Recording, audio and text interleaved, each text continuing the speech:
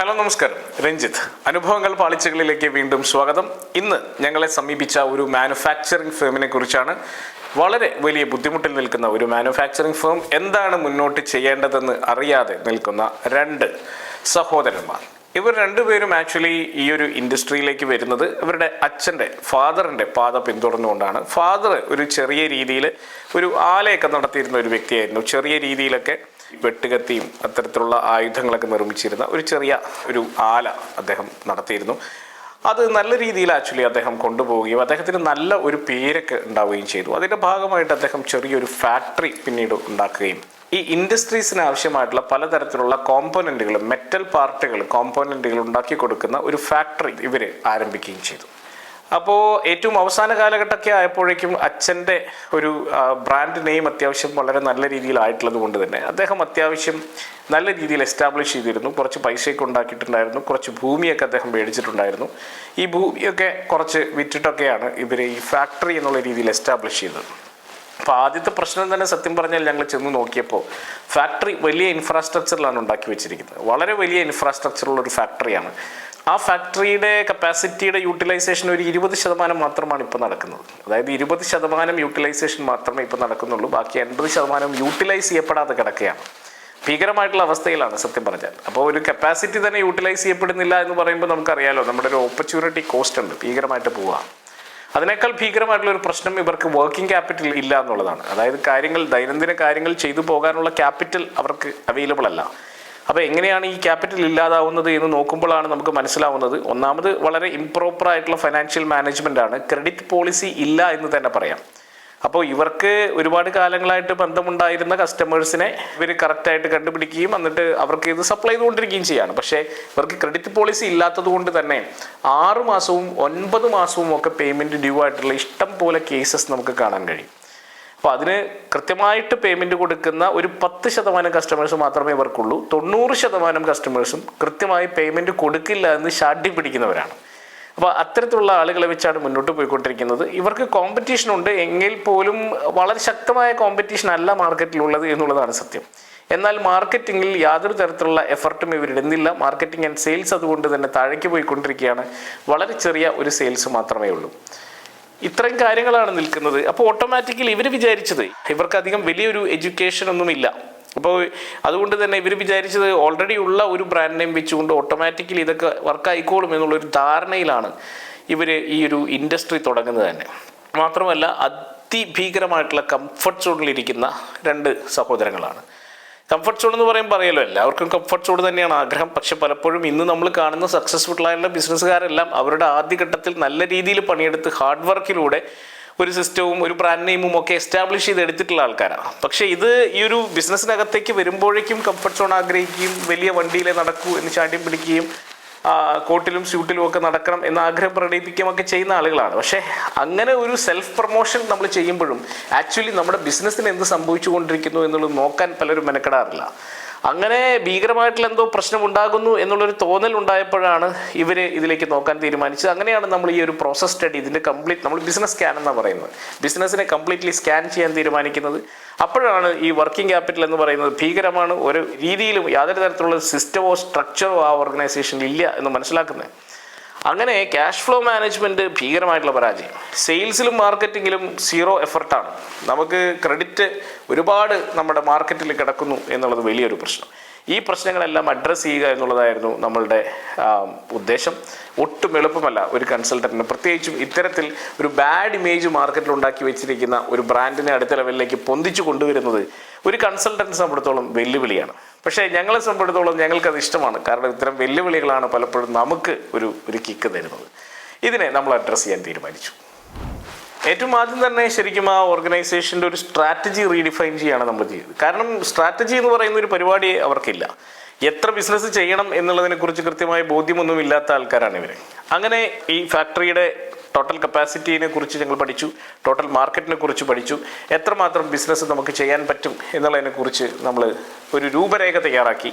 അതിനെ ഒരു 3 ഫേസുകളാക്കി തിരിച്ചു. ആദ്യത്തെ ഫേസിൽ ഇപ്പോൾ 20% യൂട്ടിലൈസ് ചെയ്യുന്നത്, 50% യൂട്ടിലൈസ് ചെയ്യാൻ പറ്റുന്ന തരത്തിലേക്ക് മാർക്കറ്റ് ഡെവലപ്പ് ചെയ്യാൻ ഉള്ള ഒരു സ്ട്രാറ്റജി നമ്മൾ തീരുമാനിക്കുകയാണ്.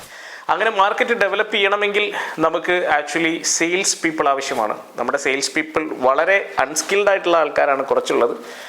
മറ്റൊന്ന്, തീരെ താല്പര്യമില്ലാത്ത, ആറ്റിറ്റ്യൂഡ് വളരെ മോശമായിട്ടുള്ള കുറച്ച് ആളുകൾ.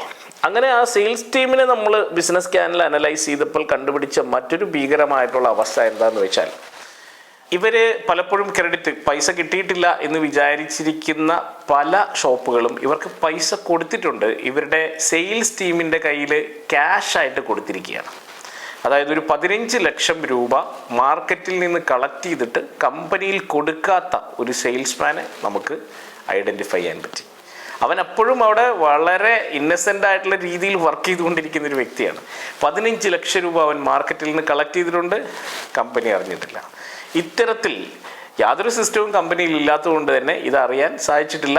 ഞങ്ങൾ വന്ന് ഈ സ്കാൻ ചെയ്തില്ലായിരുന്നെങ്കിൽ ഇപ്പോഴും അറിയുമായിരുന്നില്ല. കാലങ്ങളോളം ഇത്തരത്തിലുള്ള ഒരുപാട് കമ്പനീസ് ഉണ്ടാവും എന്ന് എനിക്കറിയാം. കാലങ്ങളോളം ഇവൻ 1 കോടിയും 2 കോടിയൊക്കെ പറ്റിച്ചതിന് ശേഷമായിരിക്കും ചിലപ്പോൾ അറിയുന്നത്. പിന്നെ അറിഞ്ഞിട്ട് കാര്യമൊന്നുമില്ല, അവൻ്റെ നിന്ന് റിക്കവർ ചെയ്യാൻ ചിലപ്പോൾ മാർഗം ഉണ്ടാവില്ല. ഇതിപ്പോൾ നമ്മൾ അവനെ റെഡ് ഹാൻഡഡ് ആയിട്ട് പിടിച്ചു, അവൻ വേറെ മാർഗ്ഗമില്ലാത്തതുകൊണ്ട് അവനെ പിരിച്ചുവിടാതെ വേറെ മാർഗ്ഗമില്ല. അവൻ്റെ കയ്യിൽ നിന്ന് ഗഡുക്കളായി നമ്മൾ ആ പൈസ തിരിച്ചു പിടിക്കാനുള്ള തീരുമാനമൊക്കെ എടുത്തു. അപ്പോൾ ആദ്യം ഒരു സ്ട്രാറ്റജി ഉണ്ടാക്കി, സ്ട്രക്ചർ കംപ്ലീറ്റ്ലി ഉടച്ചു വാർക്കേണ്ടി വന്നു. കാരണം കൃത്യമായിട്ടൊരു GMO പരിപാടികളോ ഒന്നുമില്ല. GM ഉണ്ടായിരുന്ന ഒരു വ്യക്തി അത്ര എഫിഷ്യൻ്റ് ആയിരുന്ന ആളായിരുന്നില്ല. അപ്പോൾ അതുകൊണ്ട് തന്നെ മാത്രമല്ല, ഈ പറയുന്ന തരികിടകൾക്കൊക്കെ ചെറിയ രീതിയിൽ കൂട്ടു നിൽക്കുകയും ചെയ്യുന്ന ഒരാളായിരുന്നു. അതുകൊണ്ട് GMനെ പിരിച്ചു വിട്ടിട്ട് തൽക്കാലം ഈ 2 ബ്രദേഴ്സ്, ഇവർക്ക് പ്രത്യേകിച്ച് യാതൊരു പരിപാടിയില്ല, ഇവർ ഒന്നിലും ഇൻവോൾവ് അല്ല, അവരെ GM റോളിലേക്ക് കൊണ്ടുവന്ന് അവരുടെ പ്രധാനപ്പെട്ട റെസ്പോൺസിബിലിറ്റീസ് എല്ലാം ഏൽപ്പിച്ചു. ഒരാളെ സെയിൽസിൻ്റെയും മറ്റാളെ ഓപ്പറേഷൻസിൻ്റെയും റെസ്പോൺസിബിലിറ്റീസ് ഏൽപ്പിച്ചു. എന്നിട്ട് അവർക്ക് കൃത്യമായിട്ടുള്ള KPIs കൊടുത്തു. അവർക്ക് വലിയ താല്പര്യമൊന്നുമില്ല, കാരണം പണി എടുക്കാതിരിക്കാൻ വേണ്ടിയാണ് കൺസൾട്ടൻറ്റിനെ കൊണ്ടുവരുന്നത്. അപ്പം കൺസൾട്ടൻറ്റ് വന്നിട്ട് പണി തരുവാണോ എന്നുള്ളൊരു ചോദ്യമാണ് സത്യം പറഞ്ഞ ഇവരുടെ മനസ്സിലുള്ളത്.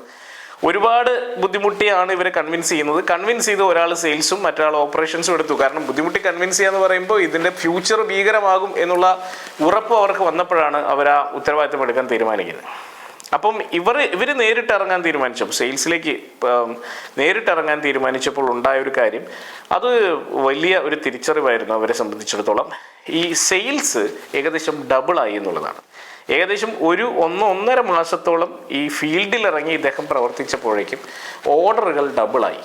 അവിടെ വലിയ ഒരു മാറ്റം തന്നെ ഉണ്ടായി. അപ്പോൾ ഓട്ടോമാറ്റിക്കലി ഈ ഡബിൾ ആവുന്നതിൻ്റെ ഒപ്പം തന്നെ ആക്ച്വലി നമ്മൾ ക്രെഡിറ്റ് പോളിസി ഒന്ന് ഡിഫൈൻ ചെയ്തിരുന്നു. ആ ക്രെഡിറ്റ് പോളിസി ഡിഫൈൻ ചെയ്ത്, ഈ ക്രെഡിറ്റ് പോളിസി പല ആൾക്കാർക്കും പ്രശ്നമൊന്നുമില്ല, കൊടുക്കാനൊക്കെ റെഡിയായി. ഇത് കൃത്യമായ ഫോളോ അപ്പ് ഇല്ല, പിന്നെ പിരിച്ചുകൊണ്ടുവരുന്ന പൈസ ഇവിടെ കിട്ടുന്നില്ല, ഇങ്ങനെയുള്ള പ്രശ്നങ്ങളൊക്കെയാണല്ലോ പ്രധാനമായിട്ടുള്ളത്. ഈ പ്രശ്നങ്ങളെല്ലാം ഫുൾ പ്രൂഫ് ആക്കിക്കൊണ്ട് കൃത്യമായ ക്രെഡിറ്റ് പോളിസി ഇംപ്ലിമെൻ്റ് ചെയ്ത്, ഈ ക്രെഡിറ്റ് പോളിസിയിൽ താല്പര്യമില്ലാത്ത ഏകദേശം ഒരു 30% ആളുകളെ ഒഴിവാക്കി, കസ്റ്റമർ ബേസിൽ നിന്ന് ഒഴിവാക്കി വലിയ മാറ്റം നമ്മളവിടെ കൊണ്ടുവന്നു. അവിടെയാണ് 50% സെയിൽസ് കൂടുന്നത്. ക്യാഷ് ഫ്ലോ വളരെ സ്ട്രോങ് ആക്കി. ക്യാഷ് ഫ്ലോ സ്ട്രോങ് ആവാൻ മറ്റൊരു കാര്യം കൂടി നമ്മൾ ചെയ്തത്, ഓൾറെഡി മാർക്കറ്റിലുണ്ടായിരുന്ന ഔട്ട്സ്റ്റാൻഡിങ്ങുകൾ റെഡ്യൂസ് ചെയ്യാനും അത് കളക്ട് ചെയ്യാനും സെപ്പറേറ്റ് ഒരു മിഷൻ എന്നുള്ള രീതിയിൽ തന്നെ നമ്മളൊരു കളക്ഷൻ മിഷൻ നമ്മൾ റൺ ചെയ്തു. അവിടെ നമുക്കൊരുപാട് ക്യാഷ് വന്നു. ഈ ക്യാഷ് വന്നപ്പോൾ തന്നെ നമുക്ക് റോ മെറ്റീരിയൽസ് പർച്ചേസ് ചെയ്യാനുള്ള ഒരു ഓപ്പർച്യൂണിറ്റി കിട്ടി. We started making more things, more components. അങ്ങനെ കൂടുതൽ കോമ്പണൻസ് നമ്മൾ ഉണ്ടാക്കിയപ്പോൾ ഓട്ടോമാറ്റിക്കലി ഈ പറയുന്ന മാർക്കറ്റിനെ അഡ്രസ്സ് ചെയ്യാൻ പറ്റുന്ന തരത്തിലേക്ക് നമുക്ക് കൂടുതൽ സാധനങ്ങൾ ഉണ്ടാക്കാൻ സാധിച്ചു. 50% കപ്പാസിറ്റി യൂട്ടിലൈസേഷനിലേക്ക് പതിയെ കമ്പനി ഉയർന്നു വന്നു. കൂടുതൽ മാർക്കറ്റ് ഡെവലപ്പ് ആവുകയും ചെയ്തു. അപ്പോഴും പ്രശ്നങ്ങളുണ്ട്. കാരണം എന്താ വെച്ചാൽ ഇന്നത്തെ കാലത്ത് ഏറ്റവും വലിയ പ്രശ്നം എന്ന് പറഞ്ഞാൽ മാൻ പവറിനെ നമുക്ക് പെട്ടെന്ന് കിട്ടില്ല. വലിയ ബുദ്ധിമുട്ടാണ്. നല്ല ആൾക്കാരൊക്കെ കേരളത്തിൽ നിന്ന് വിട്ടുപോയിട്ടുണ്ട്. പിന്നെ നല്ല സാലറി കൊടുക്കണം. അപ്പോൾ ഈ സാലറി കൊടുക്കുക എന്നുള്ള കാര്യത്തിൽ പഴയ ഓൺട്രപ്രണേഴ്സിനൊക്കെ ഇപ്പോഴും പഴയ ഒരു ഓൾഡ് സ്കൂൾ തോട്ടാണുള്ളത്. അപ്പോൾ ആ ഓൾഡ് സ്കൂൾ തോട്ടിനെ നമ്മൾ ബ്രേക്ക് ചെയ്ത് അവർക്ക് ഏറ്റവും നല്ല സാലറിയും ഒരു കിടിലൻ ഇൻസെൻറ്റീവ് പാക്കേജും വർക്കൗട്ട് ചെയ്തു. ഞാനൊരു കാര്യം പറയാം, നല്ല ആളുകളെ കിട്ടണമെങ്കിൽ നല്ല സാലറിയും നല്ല ഇൻസെൻറ്റീവും ഒക്കെ കൊടുക്കണം. അല്ലെങ്കിൽ നിങ്ങളുടെ അടുത്തേക്ക് വരുന്നത് വളരെ മോശപ്പെട്ട ആൾക്കാരായിരിക്കും, ഒരു സംശയം വേണ്ട. അവരെ വെച്ചുകൊണ്ട് നിങ്ങൾക്ക് ഒന്നും ചെയ്യാൻ കഴിയില്ല. നല്ല ആളുകളെ കിട്ടിയാൽ അവരെ വെച്ചുകൊണ്ട് എന്തും ചെയ്യാൻ കഴിയും. അതാ വ്യത്യാസം. അപ്പോൾ ഒരുപക്ഷെ ഒരു 10,000 രൂപയോ 15,000 രൂപയോ വ്യത്യാസത്തിൽ നിങ്ങൾക്ക് കിട്ടുന്നത് എക്സലൻ്റ് ആയിട്ടുള്ള ആളുകളെ ആയിരിക്കും. അപ്പോൾ ആ ആളുകളിലേക്ക് പോകണം എന്നുള്ളത് ഞങ്ങളെ വീണ്ടും വീണ്ടും അരക്കിട്ടുറപ്പിച്ച ഒരു പ്രൊജക്റ്റ് കൂടിയായത്. നല്ല ആളുകളെ കൊണ്ടുവന്നു സെയിൽസിൽ. ഇദ്ദേഹത്തിൻ്റെ താഴെ കൊണ്ടുവന്നു, വൺ ഓഫ് ദി ഡയറക്ടേഴ്സിൻ്റെ താഴെ കൊണ്ടുവന്നു. അദ്ദേഹം അവരെ വെച്ച് ഓപ്പറേറ്റ് ചെയ്തു. നന്നായി. പ്രൊഡക്ഷനിലുണ്ടായ മാറ്റം ഹ്യൂജാണ്. ഞങ്ങൾ പിന്നെ നോക്കിയപ്പോൾ പ്രൊഡക്ഷനിൽ ഒരുപാട് വേസ്റ്റേജ് ഉണ്ടാവുന്നുണ്ടായിരുന്നു. കാരണം ഒരു ക്വാളിറ്റി സിസ്റ്റം ഇല്ല, ക്വാളിറ്റി കൺട്രോൾ ഇല്ല, ഒരു പരിപാടിയില്ല, ക്വാളിറ്റി ചെക്കിംഗ് ഇല്ല. ഇതെല്ലാം ഇംപ്ലിമെൻ്റ് ചെയ്തപ്പോൾ ഓട്ടോമാറ്റിക്കലി പ്രൊഡക്ഷൻ ബെറ്ററായി, വേസ്റ്റേജ് കുറഞ്ഞു, ഓട്ടോമാറ്റിക്കലി അവിടെ പ്രോഫിറ്റബിലിറ്റി എൻഹാൻസ്ഡ് ആയി. ശരിക്കും പറഞ്ഞു കഴിഞ്ഞാൽ നമ്മൾ ഏകദേശം ഒരു 6 മാസം കൊണ്ട് ഈ കമ്പനിയെ പ്രോഫിറ്റബിളായിട്ട് ഓപ്പറേഷണലി പ്രോഫിറ്റബിൾ ആക്കുന്ന രീതിയിലേക്ക് നമുക്ക് കൊണ്ടുവരാൻ സാധിച്ചു. പക്ഷേ ഇനിയും ഇതിനെ എക്സ്പാൻഡ് ചെയ്യണം, വലിയ ഫണ്ട് ആവശ്യമാണ്. ആ ഫണ്ട് സോഴ്സ് ചെയ്യാനുള്ള ഒരു ഒരുക്കത്തിലാണ് അവരിപ്പോൾ നിൽക്കുന്നത്. ഇപ്പോൾ അവർ കോൺഫിഡൻ്റ് ആയിട്ടുണ്ട്, എന്താണ് മുന്നോട്ട് ചെയ്യേണ്ടതെന്നുള്ളതിനെ കുറിച്ച് ഒരു ധാരണ അവർക്ക് കിട്ടിയിട്ടുണ്ട്.